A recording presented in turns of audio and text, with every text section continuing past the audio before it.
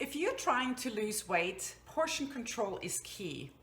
Today we consume about 500 calories more than we used to in the 1970s.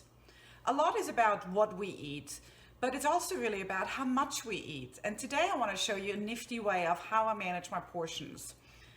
I've used a half a cup of brown rice and put it on a small plate, and the same half a cup of brown rice on a big plate.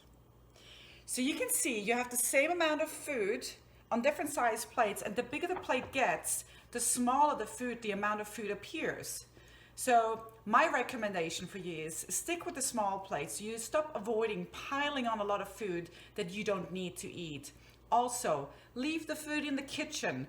Serve up in the kitchen, sit down and enjoy your food, and then think about if you truly need more before you go back. I hope this was helpful. Let me know what questions you have.